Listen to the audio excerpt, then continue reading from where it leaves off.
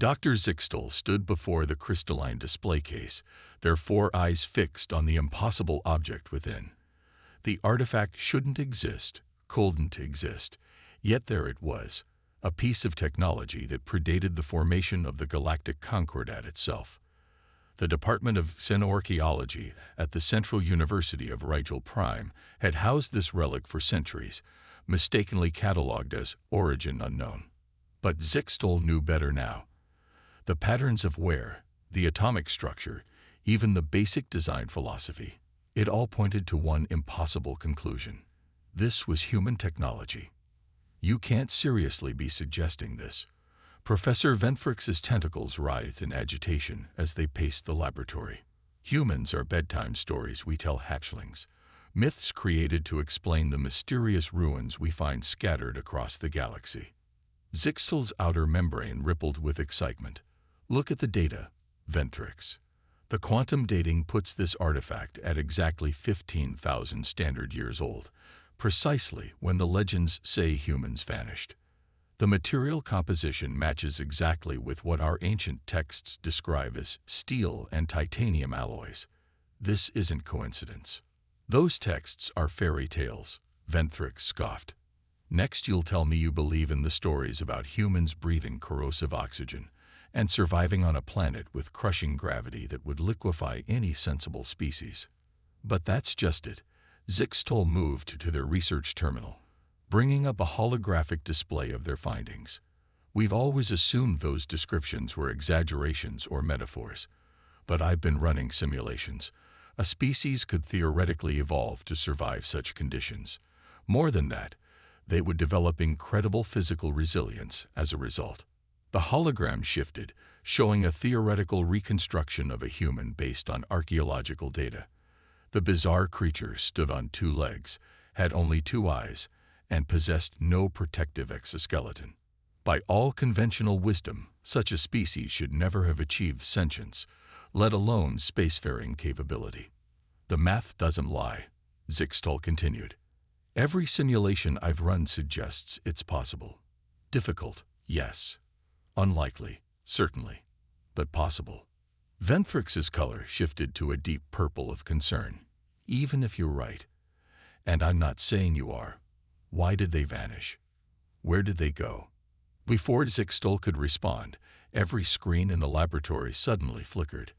The main hologram display distorted, then resolved into a new image. It showed what appeared to be a massive fleet of ships, emerging from what the sensors identified as artificial wormholes. The ships were unlike anything in known space. They followed no recognized design philosophy. They were angular where modern ships were curved, massive where current doctrine demanded sleek efficiency, and on their hulls, in characters that matched perfectly with the markings on the artifact in the display case, was writing. What does it say? Venthrix whispered, their professional skepticism forgotten in the face of the impossible. Zixtel's voice trembled as they translated the ancient script. It says, United Earth Federation. A message began broadcasting across all frequencies in every known language of the Concordat.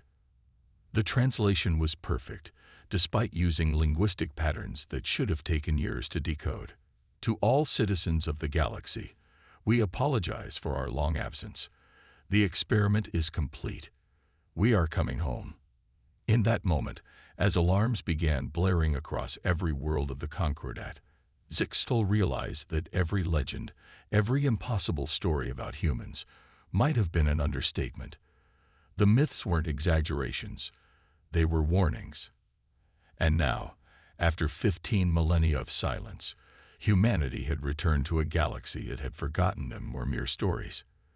The real question was, why now? And what had they been experimenting with for all these years? As Zixtel stared at the fleet display, they noticed something that made their primary heart stop. The ships weren't just arriving. They were arriving everywhere, simultaneously, across the entire galaxy. Whatever humanity had become in their absence, they had clearly transcended the very laws of physics that the Concordat scientists considered immutable. The age of myths was over. The age of humanity had begun. The grand assembly of the Galactic Concordat had never witnessed such chaos. Representatives of 300 species crowded the vast chamber, their voices rising in a cacophony of fear, excitement, and disbelief. High Chancellor Nexfera, their crystalline form gleaming under the emergency lights, struggled to maintain order. The humans have established simultaneous presence in over 10,000 systems, Admiral Cather reported, his warrior caste markings pulsing with stress light. They're not aggressive, but they're everywhere. It's as if they don't even acknowledge the concept of distance as a limitation. The assembly chamber's quantum displays showed real-time footage from across the galaxy. Human vessels hung in space like silent sentinels, their designs defying every principle of modern shipbuilding. Some seemed to phase in and out of reality itself, while others appeared to bend space around them in ways that made the Concordat's most advanced sensors malfunction. "What are their demands?" asked the hive speaker of the Zegzathra collective, their synchronized voice patterns betraying anxiety. "That's just it," Cather replied, mandibles clicking in confusion. "They haven't made any.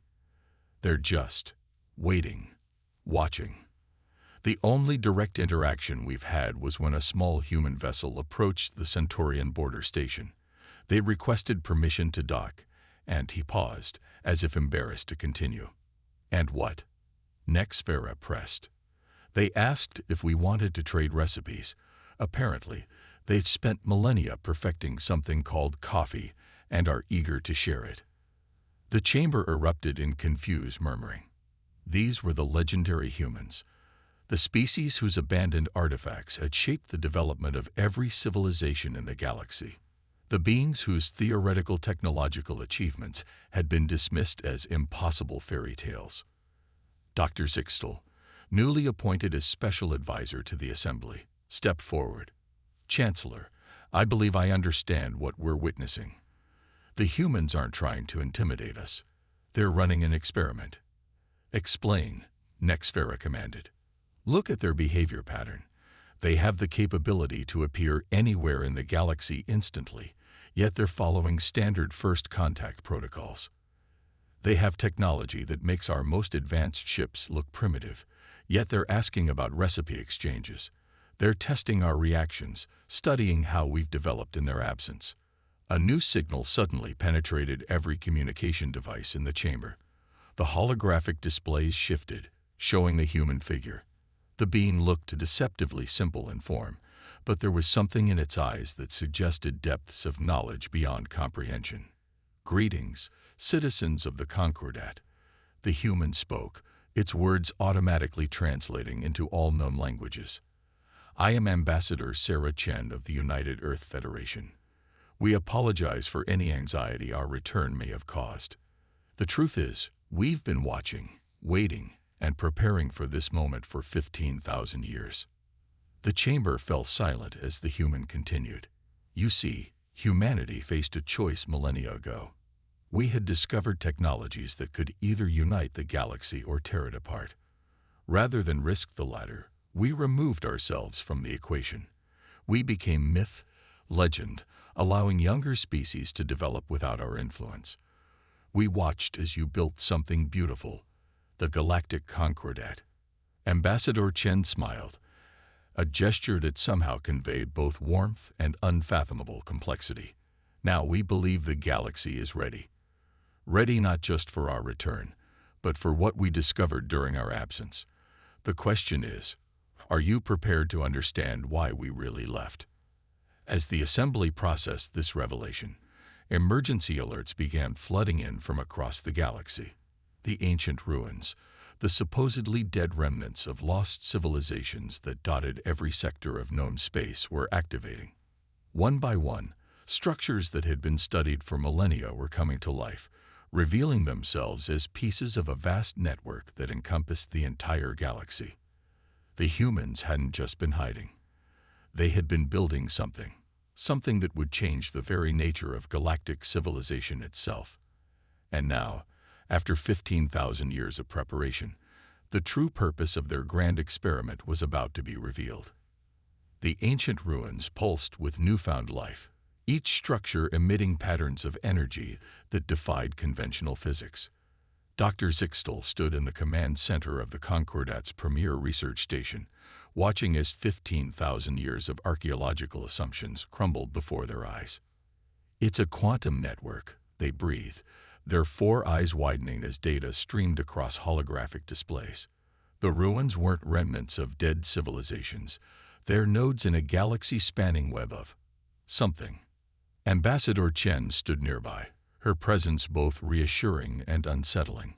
Unlike the rest of the human vessels, which maintained their positions across the galaxy, her diplomatic ship had actually docked with the station. She seemed to enjoy walking among the various species, showing no sign of discomfort despite the different atmospheric requirements of each section. "You're partially correct, Doctor," she said, studying the displays. "Though calling it a quantum network is like calling a star a warm light. The ruins are actually consciousness translators." The station's AI sparked with confusion. "Consciousness translators? That's not possible. Consciousness can't be quantified, translated, transmitted." Chen smiled. "That's what we thought too, 15 millennia ago. Then we discovered something that changed everything.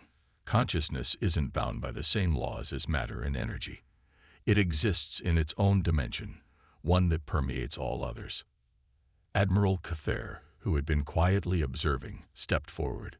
"You're saying these ruins can translate consciousness between species, between different forms of life?" "Better than that," Chen replied. "They can translate consciousness between different planes of existence, different dimensions, different realities." She paused, letting the implications sink in. "We didn't leave the galaxy to hide, Admiral. We left to explore the consciousness dimension, what we call the mind space." The station's sensors suddenly detected massive energy signatures emanating from the ruins. Across the galaxy, the ancient structures began projecting what looked like northern lights into space, curtains of impossibly beautiful energy that seemed to fold reality itself. "What you're seeing," Chen explained, "is the network activating. For 15,000 years, we've been mapping the consciousness dimension, learning its laws, understanding its potential. We discovered that every sentient species perceives reality differently, experiences consciousness uniquely. But in the mind space, all consciousness is compatible. All experience is translatable." Dr. Zixtel's outer membrane rippled with sudden understanding. "The experiment, you weren't testing our technological development. You were waiting for our consciousness to evolve." Chen nodded. "Precisely.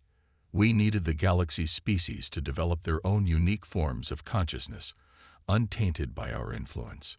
The network can only function if it has a diverse range of consciousness patterns to work with. Think of it like an ecosystem. The more diverse it is, the more stable and powerful it becomes." The energy curtains spreading from the ruins began to intersect, creating patterns that hurt to look at, geometric shapes that seemed to exist in more dimensions than space should allow. Several of the station's crew members reported strange sensations, thoughts that didn't feel like their own, memories they hadn't experienced, understanding they hadn't earned. "That's the network establishing initial connections," Chen said calmly. "Don't fight it. What you're experiencing is the first taste of true universal consciousness, the ability to share not just information, but experience itself across species barriers." Admiral Cather's warrior markings had stopped pulsing, replaced by a deep, steady glow. I can feel them. All of them. Every species, every mind." His voice trembled. "Is this what it means to be human?" Chen laughed softly. "No, Admiral. This is what it means to be alive. Humans don't experience consciousness any better or worse than other species. We just discovered how to bridge the gaps between different forms of experience. The network isn't human technology, it's life technology. We merely built the framework. You, all of you, are what makes it work." As the network continued to activate, reports flooded in from across the galaxy. Species that had never been able to truly understand each other were suddenly sharing thoughts, feelings, memories. Ancient conflicts born of misunderstanding began to dissolve as former enemies experienced each other's perspectives firsthand. But in the midst of this revolution, Dr. Zixtal noticed something curious about Ambassador Chen. While everyone else was visibly affected by the network's activation, she remained unchanged, as if she were observing rather than participating. "Ambassador," they ventured, "why aren't you connected to the network?" Chen's smile took on a hint of mystery.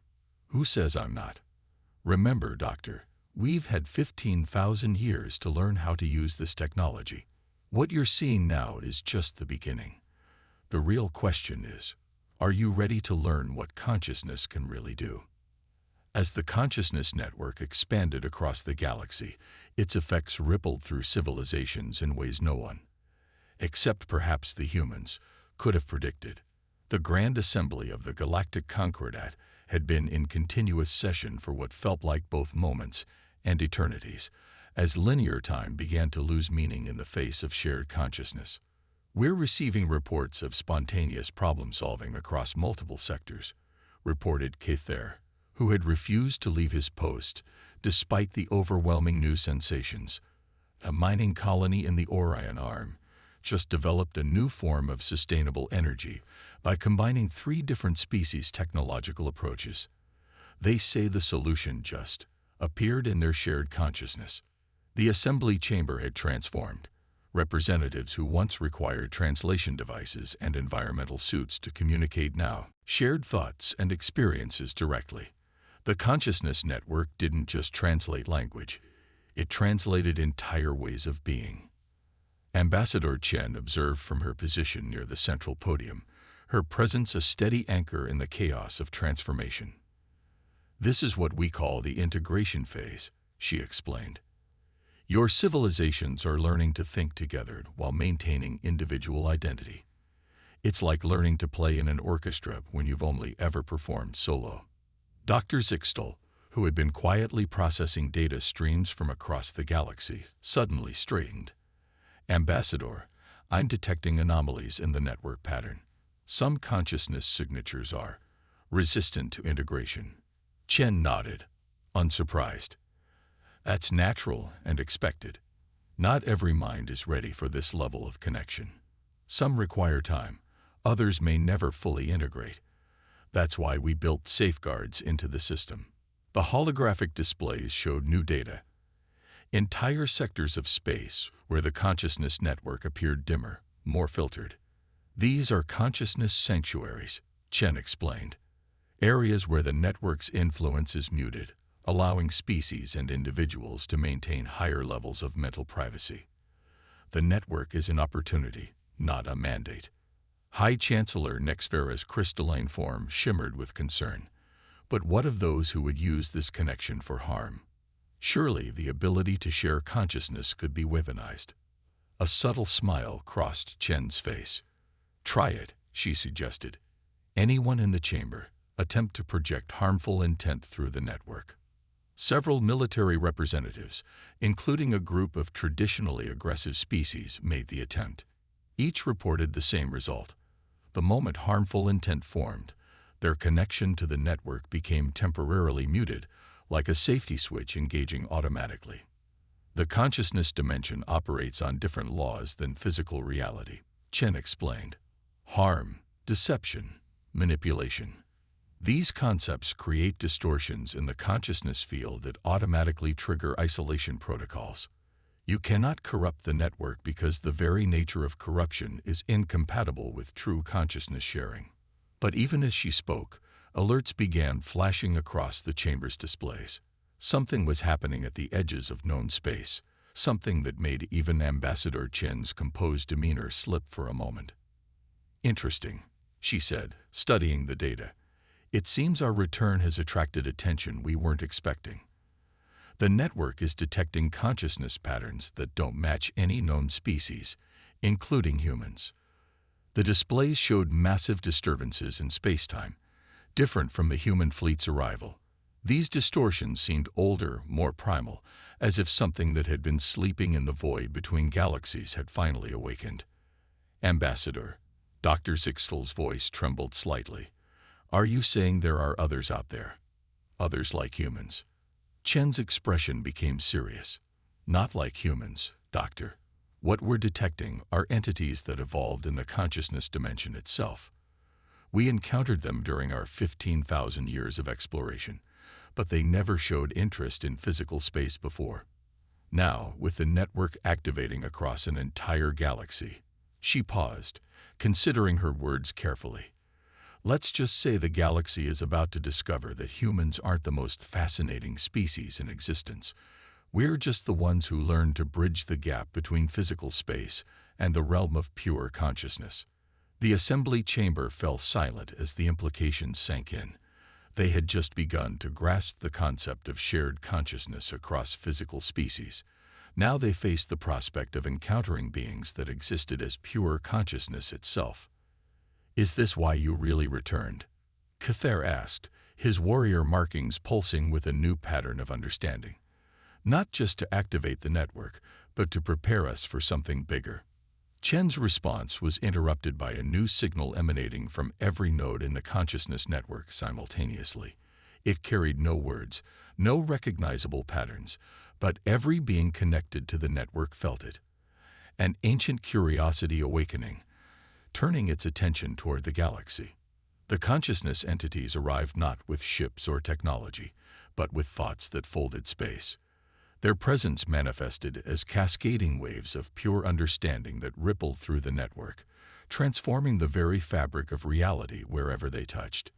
The Galactic Concordate sensors tried and failed to quantify what they were seeing. It was like attempting to measure infinity with a ruler.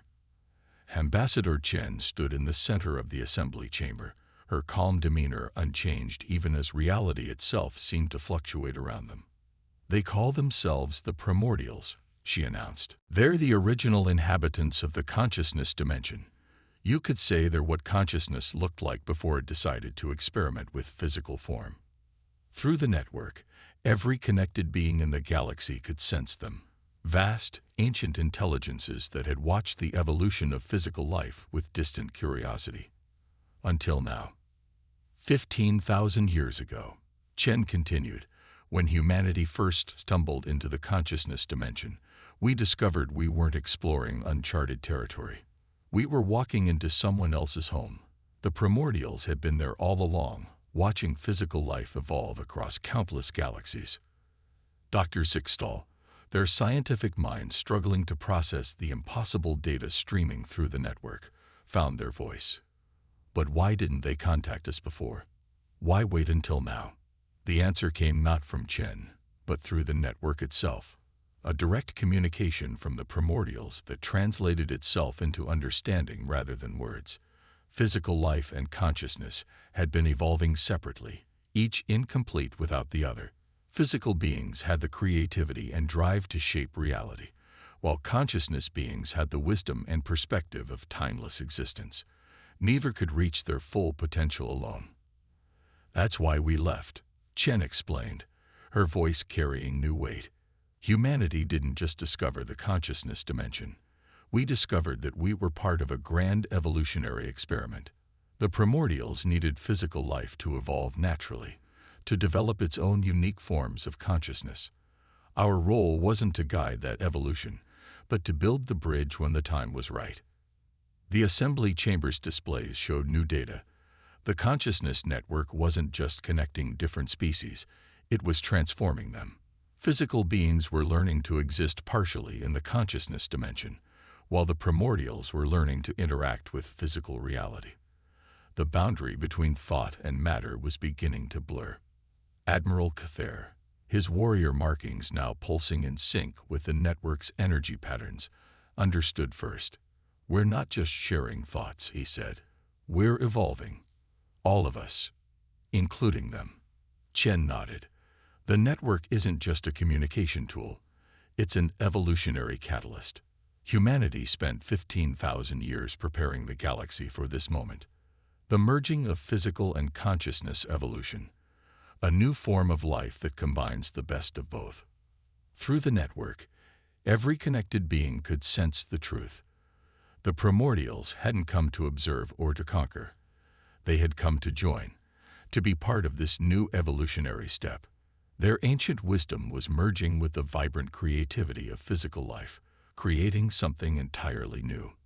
High Chancellor Nexfera's crystalline form resonated with the network's energy. All this time, we thought humans were myths because they were too incredible to be real.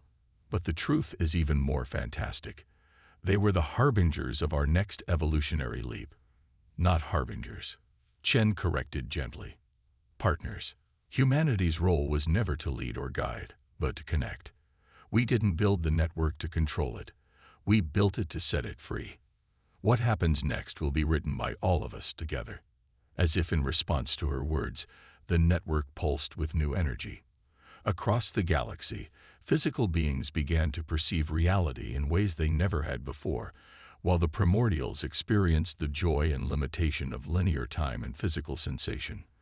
The boundary between thought and reality, between consciousness and matter, became permeable. Dr. Zixtal, their scientific mind expanding with each new wave of understanding, realized something profound. The myths weren't about humans at all, were they? They were about this moment, this transformation. We just couldn't understand it until we experienced it. Chen smiled, and for the first time, her human form seemed to shimmer, revealing glimpses of something both more and less than physical. Exactly, Doctor. The greatest myths aren't about the past. They're about the future. And now, after 15,000 years of preparation, the real story is finally beginning. Through the network, every being in the galaxy, physical and consciousness alike, sensed the truth of her words. The age of separation was ending. The age of integration had begun. And somewhere in the space between thought and matter, between past and future, between myth and reality, a new form of life was taking its first steps into existence. The humans hadn't returned to reclaim their place in the galaxy. They had returned to help birth something entirely new. A universe where consciousness and physical reality weren't separate domains, but parts of a greater whole. The experiment wasn't over. In many ways, it was just beginning.